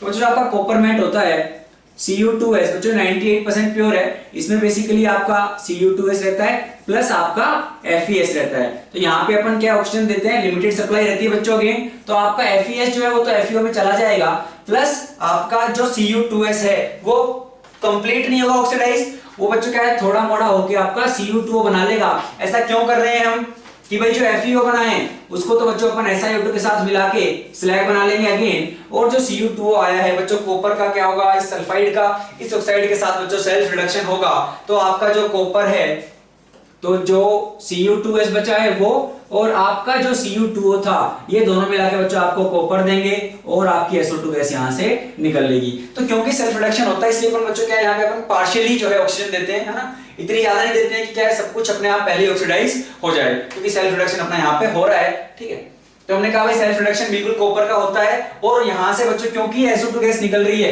तो जो इसकी अपीयरेंस होगी, ठीक है, अब मान लीजिए भैया आपका क्या यहाँ से कॉपर बन रहा है और SO2 गैस निकल रही है, तो बच्चों जब सॉलिडिफाई होगा तो आपको जो कॉपर मिलेगा उसमें क्या ऐसी ब्लिस्टरी अपीयरेंस बच्चों यहाँ पे होगी। तो ब्लिस्टर कॉपर अपना SO2 इवोल्यूशन होता है, बिल्कुल सेल्फ रिडक्शन यहाँ पे अपना होता है। तो ये वाला ऑप्शन भी सही है। अब तक क्या हमारे तीन ऑप्शन क्या है बच्चों सही है। और अगर हम बात करें फोर्थ ऑप्शन की, refining of blister copper by carbon reduction. अब देखो ये ऑप्शन क्या है थोड़ा कॉन्ट्राडिक्टरी है, क्योंकि आप ये कह सकते हो यार कर तो आप सकते हो, रिफाइनिंग आप बच्चों क्या है कर सकते हो, जो ब्लिस्टर कॉपर आपका बना है उसकी आप रिफाइनिंग, है ना, कार्बन रिडक्शन से भी बच्चों क्या है आप उसको रिड्यूस कर सकते हो। लेकिन हम क्या है कार्बन रिडक्शन वाला मेथड ये जो है अपन नहीं यूज करते, यहां से अपने को जो प्योरिटी मिलती है बच्चों उतना प्योर नहीं मिल पाता है कॉपर, तो हम क्या बच्चों जनरली इलेक्ट्रोलाइटिक रिफाइनिंग ही करते हैं। तो आप वही पढ़ोगे कि भाई जनरली हम इलेक्ट्रोलाइटिक रिफाइनिंग ही करते हैं बच्चों। जो आपका इम्प्योर है कॉपर उसका अपन बच्चों क्या बनाएंगे एनोड बनाएंगे, और प्योर कॉपर की क्या बच्चों प्लेट का कैथोड बनाएंगे। तो यहाँ पे एनोड का क्या बच्चों ऑक्सीडेशन होगा, कॉपर आपका निकल निकल के जो है कैथोड वाली प्लेट पे जमा होता रहेगा। तो हम यूज तो जनरली इलेक्ट्रोलाइटिक रिफाइनिंग करते हैं, लेकिन कर आप कार्बन रिडक्शन भी सकते हो ना, उसमें कुछ मतलब लेकिन उतनी प्योरिटी नहीं मिलेगी, जनरली हम ये नहीं करते हैं, इसलिए जेई ने बच्चों क्या ये ऑप्शन नहीं दिया था। ठीक है, तो आपका यहाँ पे करेक्ट ऑप्शन जो माना गया है वो ए बी एंड सी ही है। चलिए अगर आप देखो क्वेश्चन नंबर 29 क्या है भाई, इनऑर्गेनिक का क्वेश्चन है बच्चों, आपके पास है HNO3 और उसकी हम रिएक्शन करवा रहे हैं P4O10 से, तो बोल रहे हैं भाई यहाँ पे अपना कुछ नाइट्रोजन कंटेनिंग कंपाउंड बना, और उस कंपाउंड के बारे में कुछ कुछ बातें बोली गई हैं कि भाई वो डायमैग्नेटिक है, उसमें NN बॉन्ड है, और उसको अपन P4 और HNO3 से भी बना सकते हैं। देखते हैं क्या बनेगा भाई। तो पहली बात बच्चों जो आपका P4O10 है ये एक डिहाइड्रेटिंग एजेंट है ना, ये अपने को पता है। तो क्या करिए आप पानी निकाल दीजिए, तो हमने लिए 2 HNO3 के मॉलिक्यूल और P4O10, पानी आप निकालोगे बच्चों तो क्या बनेगा आपका N2O5 बन जाएगा, और क्योंकि जो पानी निकलेगा वो ये ले लेगा, लेकिन वो पानी इतना ज्यादा भी नहीं है, तो यहाँ पे ये जो बनाएगा वो अपना HPO3 बच्चों यहाँ पे बना लेगा मेटा वाला। चलो तो हमने कहा है N2O5 बना, तो N2O5 अगर आप स्ट्रक्चर देखो तो कैसा है बच्चों, NO N double bond O, ये आपका coordinate bond, double bond O, ये आपका कोऑर्डिनेट बॉन्ड। तो क्या इसमें NN बॉन्ड है? नहीं। अगर आप देखो डायमैग्नेटिक तो बच्चों इसमें कहीं भी क्या है अनपेयर्ड इलेक्ट्रॉन आपका नहीं है, ठीक है, इवन नंबर ऑफ इलेक्ट्रॉन्स इस कंपाउंड में है, तो ये बिल्कुल डायमैग्नेटिक तो है। अच्छा, can be prepared by P4 and HNO3। बच्चों अगर आप P4 की भाई अगर आप इस फास्फोरस की HNO3 से रिएक्शन करवाओगे तो बच्चों यहाँ पे क्या है भाई, ये वाली जो थी बच्चों ये तो आपकी एक तरह से हाइड्रोलिसिस टाइप की थी, इसमें से पानी निकाल लिया, डिहाइड्रेट हुआ ये, है ना, और इसने पानी को क्या है बच्चों एब्जॉर्ब कर लिया। लेकिन ये वाली बच्चों आपकी एक रेडॉक्स रिएक्शन है, तो आपका ये ऑक्सीडाइज होता है, तो ये एक रिड्यूसिंग एजेंट है, HNO3 एक ऑक्सीडाइजिंग एजेंट है, तो P4 जो है वो बना लेगा H3PO4 प्लस जो आपका HNO3 है बच्चों वो आपका NO2 वगैरह बना लेगा। तो ये सेम तो नहीं बनाया ना, अपन N2O5 यहां से नहीं बना सकते, तो ये क्या है बच्चों आपका गलत है, NO2 या NO बन रही होगी, तो ये ऑप्शन आपका गलत हो गया। Reacts with Na producing brown gas. अच्छा, N2O5 की रिएक्शन बोल रहे हैं किसके साथ बच्चों, ये Na के साथ। तो अगर आप वो करवाओगे तो हमने कहा भाई Na प्लस N2O5, ठीक है, क्या होगा बच्चों N2O5 जो है आपका भाई N2O5 उसको आप कह सकते हो भाई वो क्या है NO2 plus plus NO3 minus. Sodium metal है, आपको देगा इलेक्ट्रॉन, तो सोडियम गया Na प्लस में, प्लस उसने दिया बच्चों एक इलेक्ट्रॉन, जो इलेक्ट्रॉन दिया वो NO2 प्लस ने लिया, और यहां से बन गई NO2 जो आपकी बिल्कुल रेडिश ब्राउन गैस है, और यहां से आपके पास है बच्चों क्या NO3 माइनस Na प्लस, इन्होंने बना लिया सिंपली NaNO3, तो NO2 रेडिश ब्राउन गैस है बच्चों, तो ये ऑप्शन क्या सही है, बिल्कुल सही है। तो N2O5 रिएक्ट करेगा Na मेटल के साथ, और वो इलेक्ट्रॉन जो देगा वो Na2 प्लस लेके NO2 बना लेगा, तो ये ऑप्शन बच्चों आपका सही है। तो इसके कौन कौन से हो गए करेक्ट ऑप्शंस, ऑप्शन बी और आपका ऑप्शन डी, ठीक है। चलिए अगर हम आगे चले बच्चों क्वेश्चन नंबर 30 की तरफ, ठीक है, 30 बायोमोलिक्यूल से है, क्या पूछा गया है, आपको बोल रहे हैं कि भाई आपको पहले तो स्पेसिफिक रोटेशन दे रखी है, किस किस की, सुक्रोज की दी है प्लस 66 डिग्री, है ना, माल्टोज की दी है, फिर आपको फ्रक्टोज और ग्लूकोज की भी दी है ना। अब सबकी जरूरत यहाँ पे है भी नहीं, ऐसे दे दिए कुछ कुछ, तो कोई दिक्कत नहीं है। क्या बोल रहे हैं कि भाई इन्वर्ट शुगर, अगर आपको पता हो बच्चों सुक्रोज का जब आप हाइड्रोलिसिस करोगे तो अपने को क्या है उसका हाइड्रोलिसिस जो होता है तब आपको जो प्रोडक्ट मिलते हैं क्या मिलेंगे भाई, सुक्रोज अपना बनता है बच्चों अल्फा डी ग्लूकोज और बीटा डी फ्रक्टोज से, ठीक है। इसमें अपना ग्लूकोज जो है उसकी स्पेसिफिक रोटेशन अपने को पता है भाई, जो डी प्लस ग्लूकोज है ना वो डेक्स है ना अपना डेक्स्ट्रो रोटेटरी है, और जो फ्रक्टोज है बच्चों वो लीवर रोटेटरी है। अब फ्रक्टोज की जो लीवर रोटेटरी है मतलब जितना वो एंटी क्लॉकवाइज घुमाएगा, है ना, जितना एंटी क्लॉकवाइज घुमा रहा है वो ग्लूकोज की डेक्स्ट्रो से बच्चों क्या है ज्यादा है, तो आपको जो सॉल्यूशन मिलेगा, अगर आपने भाई सुक्रोज का हाइड्रोलिसिस कराया, एक यूनिट कराओगे तो आपको एक यूनिट ग्लूकोज प्लस एक यूनिट फ्रक्टोज मिलेगा, और क्योंकि फ्रक्टोज की रोटेशन ज्यादा है एंटी वाली ग्लूकोज की डेक्स्ट्रो से, तो ओवरऑल आपका जो सॉल्यूशन होगा बच्चों वो लिवोरोटेटरी ही होगा। आपके पास सुक्रोज था डेक्स्ट्रोरोटेटरी, हाइड्रोलिसिस के बाद मिला आपको लिवोरोटेटरी, इसी को बच्चों इसको बोलते हैं इन्वर्ट शुगर, कि भाई आपका इन्वर्जन हो गया डेक्स्ट्रो से लीवो। तो हमें जो मिला invert sugar that is prepared by catalytic, है ना, that is prepared by catalysed hydrolysis of maltose. नहीं, माल्टोज तो बच्चों आपका ग्लूकोज का 1,4 ग्लाइकोसाइडिक लिंकेज है, तो माल्टोज नहीं है। माल्टोज का करोगे तो ग्लूकोज मिलेगा, अपने को ग्लूकोज और फ्रक्टोज चाहिए बच्चों, तो सुक्रोज में ग्लूकोज फ्रक्टोज है, तो इन्वर्ट शुगर माल्टोज से नहीं सुक्रोज से मिलता है, तो ये तो हो गया गलत। अगला ऑप्शन बोल रहे हैं कि भाई invert sugar is equimolar mixture of D plus glucose और D माइनस फ्रक्टोज, तो ये वाला बच्चों आपका ऑप्शन सही है। ऑप्शन नंबर तीसरा देखिए कि भाई जो स्पेसिफिक रोटेशन है इन्वर्ट शुगर की वो कितनी है बच्चों, -20 डिग्री है। अच्छा, कैसे करेंगे भाई, अगर हम 1 मोल ले लें सुक्रोज का तो अपने को पता है भाई क्या मिलेगा 1 मोल में आपको, भाई अगर आप सुक्रोज का 1 मोल लोगे तो एक रहेगा बच्चों किसका, ग्लूकोज का मिलेगा वहां से, और एक मिलेगा फ्रक्टोज का, ठीक है।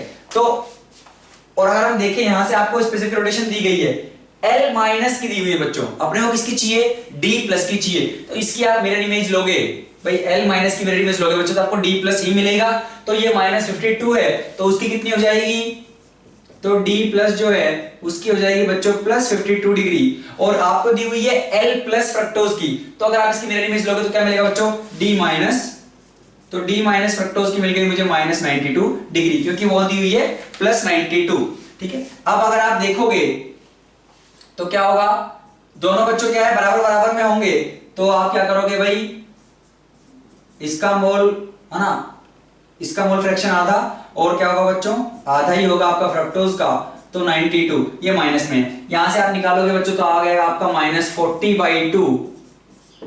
ये बच्चों आपका मिक्सचर जो रहेगा उसमें इक्विमोलर क्वांटिटी में रहेंगे दोनों ये, है ना, तो आधे मोल उसके होंगे आधे मोल इसके होंगे, इसलिए अपन क्या कर रहे हैं ऐसा, तो अपने को कितना मिला, अपने को मिला बच्चों -20 डिग्री, इतनी इसकी होगी बच्चों क्या, आपकी स्पेसिफिक रोटेशन, तो ऑप्शन सी भी सही है। लास्ट देखिए, reaction with bromine water, invert sugar क्या देगा, सैकरिक एसिड, नहीं ये गलत है, क्योंकि बच्चों आपका ग्लूकोज इन्वर्ट शुगर में क्या है भाई, हमारे पास है ग्लूकोज प्लस फ्रक्टोज, तो अगर हम बात करें ग्लूकोज की, तो ग्लूकोज जो है बच्चों आपका भाई आपके पास यहाँ पे CHO है, यहाँ पे OH है, तीसरे कार्बन पे OH इधर की साइड है, फोर्थ पे इधर, फिफ्थ पे इधर, फिर आपके पास CH2OH। ब्रोमीन वाटर जो है बच्चों वो आपका उतना स्ट्रॉन्ग ऑक्सीडाइजिंग एजेंट नहीं है, माइल्ड है, तो जो CHO है उसको तो वो कन्वर्ट कर देगा COOH में, इसको नहीं कर पाएगा दोनों एंड पे होता तब बनता सैकरिक एसिड, एक पे हुआ है तो ग्लूकोनिक एसिड, तो बच्चों जो आपका ये बनेगा with reaction of bromine water के साथ जो बनेगा वो ग्लूकोनिक एसिड बनेगा, ना कि सैकरिक, ये गलत है, और फ्रक्टोज कोई रिएक्शन आपकी नहीं देगा, तो क्या हो जाएगा, ये वाला ऑप्शन आपका गलत हो जाएगा। तो इसके जो करेक्ट ऑप्शंस हो गए बच्चों कौन कौन से हो गए, option B and option D, नहीं बच्चों, बी एंड सी, तो ये हमारा यहां पे हो गया।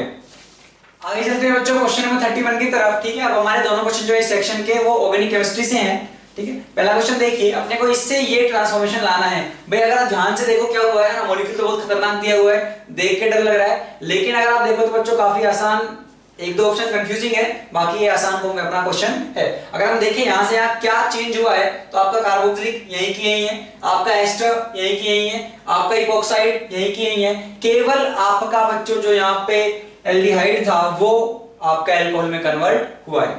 भाई कौन कौन कर सकता है ये चमत्कारी काम, देखिए अगर आप लिथियम एल्यूमिनियम हाइड्राइड यूज करोगे बच्चों, है ना, किसी ईथर में दिए हुए हैं, तो अगर आप लिथियम एल्यूमिनियम हाइड्राइड यूज करोगे बच्चों तो ये तो काफी अच्छा रिड्यूसिंग एजेंट है, ना ये कार्बोक्सिलिक को छोड़ेगा ना ये एस्टर को छोड़ेगा, तो इसको भी 1 डिग्री अल्कोहल में इसको भी कर देगा रिड्यूस, इपॉक्साइड की रिंग ओपनिंग भी ये कर देगा बच्चों, हाइड्राइड अटैक कर देगा।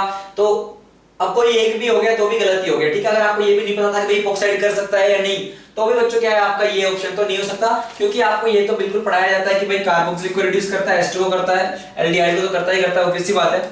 हाँ बच्चों, इपॉक्साइड की रिंग ओपनिंग भी ये क्या है करा देता है, तो LiAlH4 तो कतई गलत ऑप्शन है। अगर हम देखें बच्चों अगला ऑप्शन आपका BH3THF, ठीक है। अच्छा तो बच्चों BH3 क्या है, एक यहाँ पे भाई यहाँ पे LiAlH4 जो रिड्यूस करता है बच्चों, उसकी मैकेनिज्म क्या है कि आपका जो हाइड्राइड है H- है बच्चों, वो आपका इलेक्ट्रोफिलिक सेंटर पे अटैक करता है, ठीक है। अगर आप बात करोगे BH3 की, उसमें क्या है, इसके पास एक वेकेंट ऑर्बिटल है। तो ये जिस तरीके से रिडक्शन प्रोसेस करता है बच्चों, वो क्या करता है, वो अगर आपके पास एक ऐसा कार्बोनिल ग्रुप है जिस पे इलेक्ट्रॉन डेंसिटी ज्यादा है, तो उसको ये इजीली रिड्यूस करता है। मतलब अगर आपके पास यहां पे OR है, ठीक है, OH है ना, NH2 है, CO, तो ऐसा कार्बोनिल ग्रुप अगर आपके पास है जिसपे इलेक्ट्रॉन डेंसिटी बढ़ रही है बच्चों, तो उसको तो ये सबसे पहले पकड़ता है। मतलब ये जो है कार्बोक्सिल वगैरह को, एस्टर को तो इजीली रिड्यूस करेगा। तो आपका बच्चों BH3NTHF ऑप्शन भी गलत है। अगर हम बात करें NaBH4 की, NaBH4 बच्चों अपना क्या है, माइल्ड रिड्यूसिंग एजेंट है, अपना उतना स्ट्रॉन्ग नहीं है, कार्बोक्सिलिक एस्टर को रिड्यूस नहीं करता है, एल्डिहाइड कीटोन को कर देता है 1 डिग्री एंड 2 डिग्री में रिस्पेक्टिवली, और अपनी जो इपोक्साइड है बच्चों उसको भी ये रिड्यूस नहीं कर पाता है, क्योंकि ये अपना क्या बच्चों एक माइल्ड है ना, उतना अच्छा रिड्यूसिंग एजेंट नहीं है, ठीक ठाक है। तो NaBH4 अपना इसका आंसर हो जाएगा। रेने निकल H2, तो बच्चों ये वही अपनी हाइड्रोजनेशन प्रोसेस है, ठीक है। तो यहाँ पे क्या होगा, मतलब रेने निकल H2 कैटालिटिक हाइड्रोजनेशन वाला जो है, तो ये अपना क्या है बच्चों, अब इसकी रिड्यूसिंग पावर टेंपरेचर डिपेंडेंट है। मतलब ये अगर आपका बहुत ज्यादा टेंपरेचर कर देंगे, बहुत ज्यादा मतलब 100-120 इसके आसपास आप अगर आप ले जाओगे, तब क्या है, ये बिल्कुल आपके इनको भी रिड्यूस कर सकता है। लेकिन अगर आप बात करो रूम टेम्परेचर की, ठीक है, नहीं दिया है तो रूम टेम्परेचर ही मानेंगे। तो रूम टेम्परेचर की बात करोगे बच्चों, तो आपका रेने निकल इन H2 जो ये जो है बच्चों, ये क्या है, इसको रिड्यूस नहीं कर पाएगा कार्बोक्सिलिक एसिड इपोक्साइड्स को। तो नॉर्मल रूम टेम्परेचर पे ये एल्डिहाइड से अल्कोहल ही करेगा।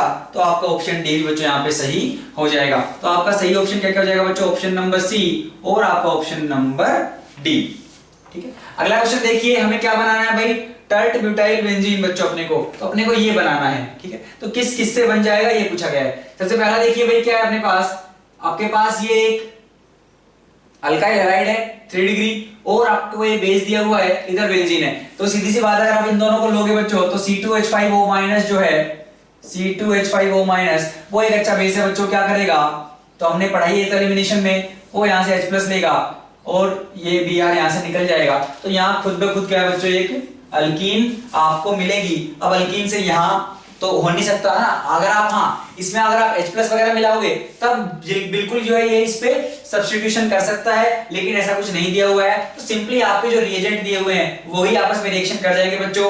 तो यहाँ पे एलिमिनेशन रिएक्शन होगी, Br निकल जाएगा, H+ ये बेस ले लेगा, तो आपको यहाँ से ये अल्कीन मिलेगी। तो आपको क्या ये मिला, नहीं।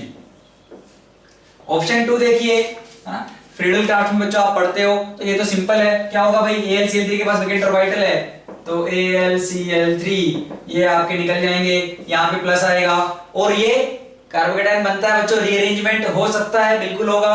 तो आपका वो 3 डिग्री पे जाएगा, और 3 डिग्री पे जाएगा तो बच्चों वो यहाँ पे इलेक्ट्रोफिलिक एरोमेटिक सब्स्टिट्यूशन करवाओगे आप, तो बच्चों ये क्या है, बेंजीन रिंग पे बिल्कुल आपका अटैच हो जाएगा। ऑप्शन बी सही है। ऑप्शन नंबर सी की आप बात करोगे, आपके पास बेंजीन है, ठीक है, यहां से यहां की प्रोसेस आई थिंक आपको पता होगा, ठीक है बच्चों, कुछ नहीं है। फाइनली वही अटैक करेगा, आपका यहाँ पे क्या आएगा, वो अटैक करेगा, तो बेंजीन रिंग पे प्लस आएगा, तो वो जो प्लस आएगा आपके पास, इसकी एरोमेटिसिटी निकल जाएगी, तो प्लस आएगा, फाइनली H+ निकलेगा, और आपकी दोबारा एरोमेटिसिटी आ जाएगी, और वो इस पे अटैच हो चुका होगा। यहाँ पे अगर हम बात करें, आपको एक अल्कीन दी हुई है, तो इसी की बात हम कर रहे थे ऑप्शन 1 में, कि इसके साथ अगर H+ दे देते तो क्या होगा भाई, H+, इस पे आप H+ का मार्कोनिक एडिशन कराइए, H यहाँ जाएगा, प्लस यहाँ पे आएगा। अब सेम चीज हो गई बच्चों, दोबारा आप इलेक्ट्रोफिलिक एरोमेटिक सब्स्टिट्यूशन करा दीजिए, तो काफी आसान। ऑप्शन डी जो है, आप ये देखिए, आपके पास क्या है, ये दिया है, और आपको BF3 दिया गया बच्चों एक सॉल्वेंट में, ठीक है, ET इसको 2 कर लीजिए बच्चों, ईथर एक सॉल्वेंट है, ठीक है, तो BF3 इन ईथर दिया हुआ है। अपने को ये पता है यार, BF3 जो है बच्चों, इसके पास एक वेकेंट ऑर्बिटल है, ठीक, इसका ऑक्टेट कंप्लीट नहीं है, तो इसको अपन इसीलिए ही यूज करते हैं। तो आपका जो BF3 है, इसके पास क्या बच्चों, वेकेंट ऑर्बिटल है, वो अपने लोन पेयर जो है इसमें देगा, इस पे प्लस आएगा, जैसे से प्लस आएगा, ये एक अच्छा लिविंग ग्रुप यहाँ पे बन चुका है भाई। अब अच्छा लिविंग ग्रुप बन चुका है, ये निकलना चाहेगा, ये निकलेगा, तो ये इलेक्ट्रॉन लेके निकलेगा, यहाँ पे प्लस आएगा, वो प्लस रीअरेंज कर जाएगा, है ना, यहाँ पे हाइड्राइड शिफ्ट होगा, वो H इधर आएगा, प्लस आपका 3 डिग्री पे जाएगा, और सेम क्या बन गया बच्चों, आपका यही बन चुका है, और ये बन गया, तो दोबारा आप लिंक पे क्या करवा दीजिए बच्चों, सब्स्टिट्यूशन करवा दीजिए, तो डी भी देगा। तो अगर हम बात करें करेक्ट ऑप्शंस की बच्चों, तो बी, सी एंड डी ये आपके बच्चे इस क्वेश्चन के करेक्ट ऑप्शंस होंगे। तो बच्चों यहाँ पे हमारा सेक्शन 2 खत्म होता है। अब अपने 2 जो है पैराग्राफ टाइप के क्वेश्चन बचे हुए हैं, एक है आपका ऑर्गेनिक से और दूसरा है बच्चों आपका फिजिकल से, ठीक है। अपन ये दोनों क्वेश्चंस और देख लेते हैं। तो बच्चों देखते हैं सेक्शन 3 का पहला पैराग्राफ क्या है अपने पास। केमिकल इक्विलिब्रियम से है बच्चों ये वाला क्वेश्चन। आपके पास क्या है, x2 है जो 2x के साथ क्या है बच्चों इक्विलिब्रियम में है, तो x2 गोइंग टू 2x आपके पास एक बच्चों क्या है ना, ये आपके पास केमिकल रिएक्शन हो रही है। क्या दिया गया है भाई, इस रिएक्शन का जो डेल्टा जी नॉट है वो क्या है बच्चों पॉजिटिव दिया है, कोई दिक्कत नहीं है, ठीक है। अच्छा, और बोला गया स्टार्टिंग में आपके पास केवल 1 मोल था x2 का और इसके बच्चों एक भी मोल नहीं थे, ठीक है। और बोल रहे हैं भाई बीटा क्या है, beta is the number of moles of x at equilibrium. तो इक्विलिब्रियम पे बीटा क्या है बच्चों, इसके जो भी मोल्स रहेंगे उसको बोल दिया है बीटा इक्विलिब्रियम। और प्रेशर क्या है बच्चों कांस्टेंट है 2 बार। अब पहला क्वेश्चन देखिए क्या पूछा गया है भाई, इक्विलिब्रियम कांस्टेंट Kp का in terms of B equilibrium. तो भाई बीटा इक्विलिब्रियम के टर्म्स में Kp का बच्चों एक्सप्रेशन पूछा है, तो करते हैं कैसे करेंगे। x2 है बच्चों आपका वो जा रहा है 2x में, ठीक है, दोनों गैसेस हैं कोई दिक्कत नहीं है। स्टार्टिंग में इसका 1 मोल है, ठीक है।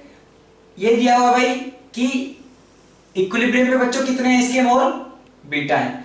अगर इसके बीटा हैं, ठीक है, यहां पर नॉर्मल पहले अल्फा मान लेते हैं इसका डिसोसिएशन, फिर अल्फा से कर लेंगे अपन ना। तो हमने माना इसका डिग्री ऑफ डिसोसिएशन बच्चों अल्फा है, तो ये क्या बनाएगा आपका 1 माइनस 1 अल्फा, ठीक है। और ये कितने बन जाएंगे बच्चों 2 अल्फा। टोटल कितने हो जाएंगे अगर हम बात करें तो टोटल आपके पास जो होंगे वो हो जाएंगे बच्चों 1 प्लस अल्फा, ठीक है। अब Kp कैसे डिफाइन करेंगे हम, Kp अपन कहेंगे पार्शियल प्रेशर ऑफ x, ठीक है, उसका स्क्वायर, क्योंकि उसका स्टेबिलिटी कोएफिशिएंट क्या है बच्चों, कोएफिशिएंट है 2, तो वो चला गया स्क्वायर में, divided by partial pressure of x2। Partial pressure क्या होगा भाई, total pressure into mole fraction. Total pressure कितना है बच्चों 2 इनटू मोल फ्रैक्शन कितना हो जाएगा इसका 2 alpha by 1 total moles by इसके moles by total moles, that is 1 plus alpha. इसका square divided by partial pressure of x2 क्या हो जाएगा भाई, प्रेशर टोटल प्रेशर इनटू इसका मोल फ्रैक्शन। इसका मोल फ्रैक्शन क्या होगा बच्चों 1 minus alpha by total moles 1 plus alpha. इस एक्सप्रेशन को अगर आप सोल्व करोगे बच्चों तो क्या आएगा भाई 2 टू द 4 का हो जाएगा 16 अल्फा स्क्वायर, यहां पे आएगा 1 प्लस अल्फा का स्क्वायर, वो एक 1 प्लस अल्फा से कट जाएगा, और 1 माइनस अल्फा, तो यहां पे आएगा इनटू 2 1 माइनस अल्फा का स्क्वायर। तो ये हो गया बच्चों 8 alpha square by 1 minus alpha square, ठीक है। अपने को बताना है बीटा इक्विलिब्रियम के टर्म्स में। तो बीटा इक्विलिब्रियम क्या थे भाई, number of moles of x at equilibrium. कितने मोल्स है इसके भाई इक्विलिब्रियम पे 2 अल्फा, तो हम कह रहे हैं भाई 2 अल्फा इक्वल्स बीटा। तो भाई अल्फा को रिप्लेस कर दीजिए बीटा बाई 2 से, ठीक है। तो यहां पे रिप्लेस कर दो 8 इंटू बीटा बाई 2 का square by 1 minus beta by 2 का स्क्वायर। कितना आ गया बच्चों, ये आ जाएगा आपका by 2 to the 4 2 beta square by 4 minus beta square by 4, है ना, ऊपर जाएगा बच्चों। तो यहां से आपके पास सिंपल आएगा 8 beta square by 4 minus beta square, और ये बीटा आपका इक्विलिब्रियम पे है। तो 8 beta square by 4 minus beta square, तो बच्चों ये आपका आ रहा है ऑप्शन नंबर बी में। तो इसका क्या हो जाएगा ऑप्शन नंबर बी। अगला पढ़िए, अगला क्वेश्चन क्या है 34। अपने को करेक्ट स्टेटमेंट बताना है बच्चों। पहला देखिए, decreasing total pressure will result in the formation of more moles of gaseous x। Total pressure decrease करेंगे तो बच्चों x बनेगा। अच्छा भाई आपके नंबर ऑफ गैसियस मोल्स किधर जाता है, इधर, मतलब आप कह सकते हो कि Kp आपका जो है बच्चों प्रेशर के डायरेक्टली प्रोपोर्शनल यहाँ पे है, हाँ क्योंकि p स्क्वायर की टर्म आएगी यहाँ और डिवाइडेड बाय p, तो p के क्या है बच्चों डायरेक्टली प्रोपोर्शनल। अगर आप टोटल प्रेशर कम करोगे तो Kp कम होगा, Kp कम हो नहीं सकता, तो रिएक्शन कहां जाएगी फॉरवर्ड डायरेक्शन में, ठीक है। तो ये तो क्या है बच्चों हमारा सही है। ऐसे भी सोच सकते थे कि भाई अगर टोटल प्रेशर डिक्रीज करोगे तो ज्यादा गैसेस मोल्स इधर है तो इधर का प्रेशर डिक्रीज होगा, उसको इंक्रीज करने के लिए आपकी रिएक्शन कहां जाएगी बच्चों फॉरवर्ड डायरेक्शन में। तो ऑप्शन ए तो सही है, हमें बताना है इनकरेक्ट। अगला, at the start of the reaction dissociation of x2 takes place spontaneously. भाई स्टार्टिंग में इसका 1 मोल आपके पास, इसका आपके पास क्या है बच्चों बिल्कुल भी नहीं है, तो स्टार्टिंग में अगर आप बात करोगे तो बिल्कुल क्या होगा बच्चों, आपका जो x2 है वो स्पॉन्टेनियसली डिसोसिएट होगा, ठीक है। तो वो क्या है बच्चों हमारा, ये ऑप्शन बी आपका सही है। तो ऑप्शन बी भी क्या है सही है। ऑप्शन नंबर सी देखिए, बीटा इक्विलिब्रियम कितना बोला गया है 0.7। अब आप यहां पे क्या है थोड़ा ट्रिकी है बच्चों, अगर आप निकालना चाहोगे तो आप क्या निकाल ही नहीं पाओगे, क्योंकि आपको उतनी इंफॉर्मेशन इन्होंने दी नहीं है। ठीक है। लेकिन अभी हमने ऊपर वाले क्वेश्चन में क्या निकाला कि भाई Kp का एक्सप्रेशन जो है क्या आ रहा है, और इन्होंने एक चीज दे दी आपको कि डेल्टा जी नॉट जो बच्चों पॉजिटिव है। अगर आप बात करो इक्विलिब्रियम पे डेल्टा जी बच्चों जीरो होता है आपका, तो डेल्टा जी होता है delta G naught plus R T L N K P. ठीक है, तो हम क्या कह सकते हैं, यहां से ये जीरो हो गया तो डेल्टा जी नॉट जो आ गया बच्चों वो आ गया minus R T L N K P. ये दिया हुआ है पॉजिटिव, इसको पॉजिटिव करने के लिए अब ये तो बच्चों पॉजिटिव ही है, ये नेगेटिव है, मतलब इधर से क्या है नेगेटिव आना चाहिए, मतलब Kp should be less than 1। ठीक है, Kp हमारा क्या होना चाहिए बच्चों, लेस देन 1 होना चाहिए। और Kp का एक्सप्रेशन हमने अभी निकाला, क्या निकाला था, 8 बीटा इक्विलिब्रियम का square by 4 minus beta equilibrium का स्क्वायर। इन्होंने क्या बोला है, बीटा इक्वल टू 0.7। अगर आप 0.7 बच्चों यहां पे रखोगे तो Kp हो सकता है आपका जो है बच्चों ग्रेटर देन 1 आ रहा होगा। ठीक है, तो ये उसकी क्या है बच्चों पॉसिबल वैल्यू नहीं है। ठीक है, आप 0.7 यहां पे रखना, 0.7 रख के आप सोल्व करोगे तो आप पाओगे भाई कि Kp क्या है बच्चों आपका ग्रेटर देन 1 आ रहा है। तो ये वाला ऑप्शन बच्चों गलत हो जाएगा, Kp है ना बीटा इक्विलिब्रियम पे कितना नहीं हो सकता, 0.7 नहीं हो सकता। तो इसका आंसर बच्चों आपका जाएगा ऑप्शन नंबर सी। और ऑप्शन नंबर डी देखिए बच्चों, Kc लेस देन 1। अच्छा, आपने को पता है यार Kp क्या होता है, Kp होता है Kc into RT to the power delta Ng, जहां पे डेल्टा Ng क्या है बच्चों, sum of stoichiometric coefficient of gases product है ना from product side minus sum of stoichiometric coefficient of reactant side है ना गैसेस प्रोडक्ट का ही। तो यहां पे बच्चों 2 है, यहां पे 1 है, तो डेल्टा Ng कितना है 2 माइनस 1 1। तो यहां से Kc क्या आ गया, Kc आएगा Kp by RT। Kp already less than 1 था, और RT अगर आप देखोगे तो दिया हुआ है R 0.082, ठीक है 0.083 इंटू टेम्परेचर दिया है बच्चों 298। ठीक है, अगर आप ये वैल्यू करोगे, ठीक है, तो ये आपकी क्या है बच्चों ग्रेटर देन 1 आ रही है। ठीक है, ये लेस देन 1 है, तो Kc क्या होगा बच्चों आपका लेस देन 1 ही होगा। तो ऑप्शन डी भी आपका सही है, तो सी को तो गलत होना पड़ेगा क्योंकि कोई एक तो सही होगा।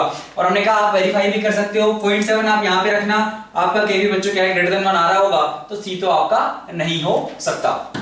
चलिए देखिए बच्चों पैराग्राफ 2 ऑर्गेनिक केमिस्ट्री से क्या बोला गया है, आपके पास एक कंपाउंड है ये, ठीक है, इसको बोला गया है कंपाउंड O।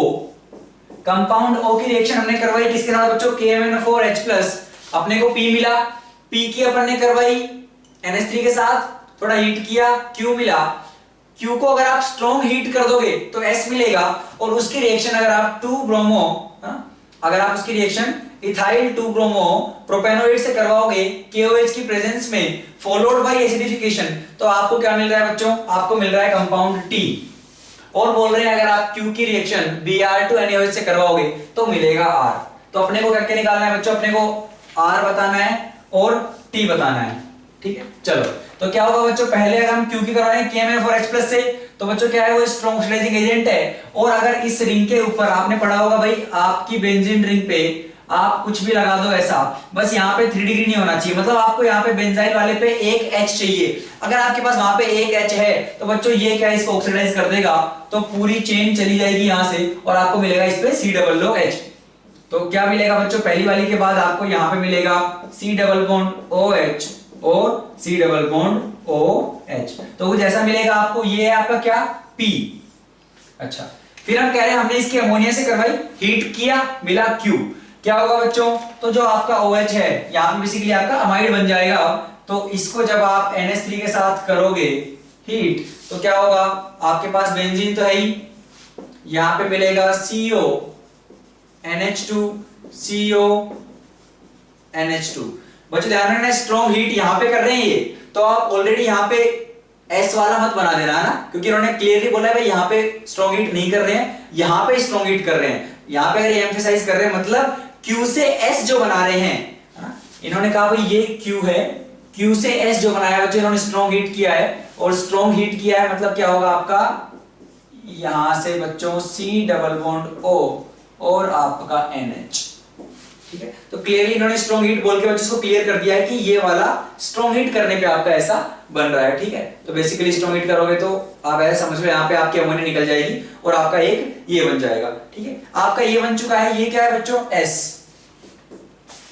एस की रिएक्शन बच्चों क्या करें, पहले KOH प्रेजेंट आपके पास है, तो आपके पास जो ये नाइट्रोजन पे H है बच्चों, ये निकल जाएगा H प्लस, एसिडिक है, तो आपका यहाँ पे माइनस आएगा, वो कंजुगेशन में जा रहा है, स्टेबल है ना, तो एसिड बेस रिएक्शन हुई है, यहाँ पे माइनस आया और वैसे भी दिख रहा है यहाँ पे Br लगा रखा है, तो ये माइनस क्या बच्चों इस Br वाले पे अटैक कर देगा, ये निकलेगा, SN2 टाइप की रिएक्शन है, तो आपको क्या मिलेगा यहाँ पे आपको मिलेगा, ये था आपके पास C डबल बॉन्ड O था, C डबल बॉन्ड O था, N माइनस ने अटैक किया इस वाले कार्बन पे, तो क्या हुआ, इस वाले कार्बन पे एक CH3 था, इस वाले पे एक और C है, बेसिकली उस पे O इस टाइप का आपके पास है, ठीक है। चलो ये क्या बन गया बच्चों अपने पास, फिर किया है बच्चों एसिडिफिकेशन, है ना। अगर आप इसको एसिडिफिकेशन करोगे तो क्या होगा भाई, आपका जो ये एस्टर है ये निकल जाएगा, यहाँ पे कार्बोक्सिलिक बन जाएगा, और आपका ये वाला अमाइड जो है ये भी टूट जाएंगे, और यहाँ पे आपका NH2 बन जाएगा।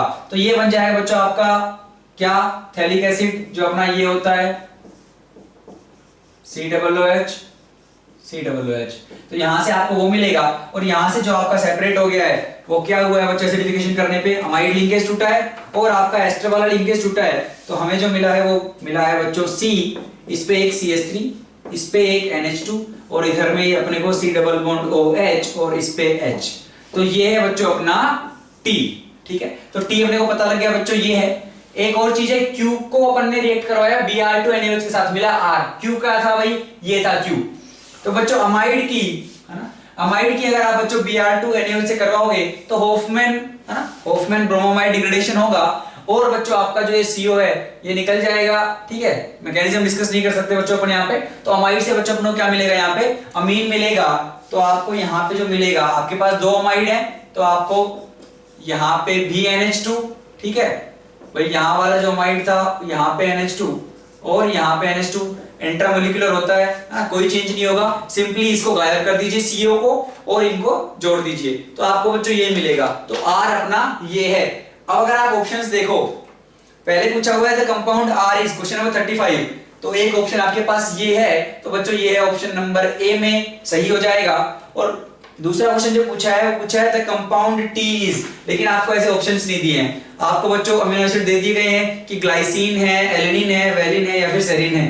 तो आपको पता होना चाहिए बच्चों ये एलेनिन है ना, ग्लाइसिन में तो अपना क्या होता है बच्चों, ऑप्टिकली इनेक्टिव होता है ये वाला, यहाँ पे CH3 ना होके H होता है ना, तो क्योंकि ये तो काफी बेसिक है एलेनिन और ग्लाइसिन, तो आपको ये पता होना चाहिए था बच्चों। तो ये क्या है, एलेनिन है, तो ये आ जाएगा ऑप्शन नंबर बी, ठीक है। तो आई होप बच्चों आपको ये समझ में आ गया होगा। कॉम्प्रिहेंशन वाले जो पार्ट थे, ये पैराग्राफ ये काफी आसान थे, ठीक है। तो यहाँ बच्चों अपना खत्म होता है पेपर 2 2016 का केमिस्ट्री पार्ट का डिस्कशन। आई होप आप लोगों को समझ में आया होगा। इसी के साथ बच्चों विदा लेते हैं, पढ़ते रहिए, मुस्कुराते रहिए, बाय।